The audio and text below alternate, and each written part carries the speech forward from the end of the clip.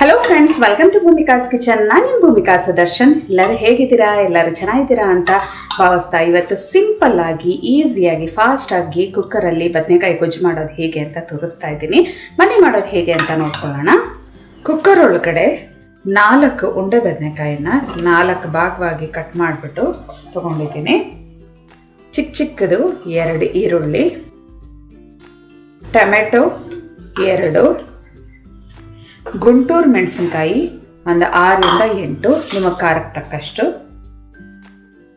ಗೋಲಿ ಗಾತ್ರದ್ದು ಹುಣಸೆಹಣ್ಣು ಹಾಕೊಳ್ಳಿ. ಇಲ್ಲ ಅಂತ ಅಂದರೆ 1 ಟೇಬಲ್ ಸ್ಪೂನ್ ಗಟ್ಟಿ ಹುಣಸೆಹಣ್ಣಿನ ಪೇಸ್ಟು, 1/4 ಟೀ ಸ್ಪೂನ್ ಅರಿಶಿನ, ರುಚಿಗೆ ತಕ್ಕಷ್ಟು ಉಪ್ಪು,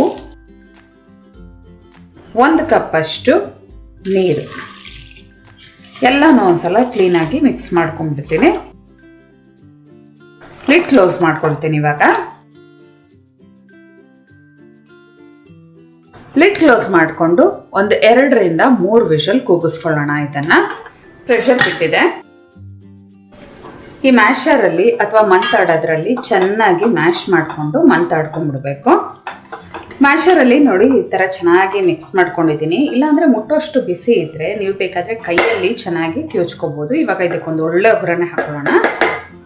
ಸ್ಟವ್ ಆನ್ ಮಾಡಿಕೊಂಡು ಒಂದು ಚಿಕ್ಕ ಬಾಣಲಿ ಒಳಗಡೆ 1 ಟೇಬಲ್ ಸ್ಪೂನ್ ಎಣ್ಣೆ ಹಾಕಿದ್ದೀನಿ. ಎಣ್ಣೆ ಒಂಚೂರು ಚೆನ್ನಾಗಿ ಬಿಸಿ ಆಗ್ತಿದೆ. ಹಾಗೆ ಸಾಸಿವೆ, ಜೀರಿಗೆ, ಉದ್ದಿನಬೇಳೆ ಎಲ್ಲ ಸ್ವಲ್ಪ ಹಾಕೊಂಡಿದ್ದೀನಿ.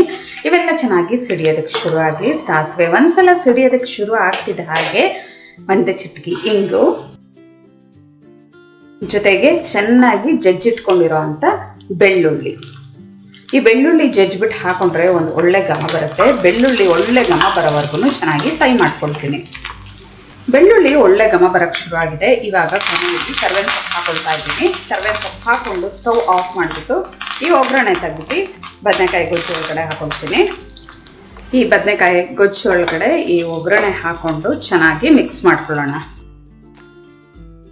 ಒಂದ್ಸಲ ಎಲ್ಲ ಚೆನ್ನಾಗಿ ಈ ಥರ ಮಿಕ್ಸ್ ಮಾಡಿಕೊಂಡ್ರೆ ಸರ್ವ್ ಮಾಡೋದಕ್ಕೆ ರೆಡಿ ಇರುತ್ತೆ. ಇದನ್ನೇ ಇನ್ನೊಂದು ಸ್ವಲ್ಪ ತೆಳುವಾಗಿ ಮಾಡಿಕೊಂಡ್ರೆ ನೀವು ಮುದ್ದೆ ಜೊತೆ ಬೇಕಾದರೂ ಸರ್ವ್ ಮಾಡ್ಕೋಬೋದು.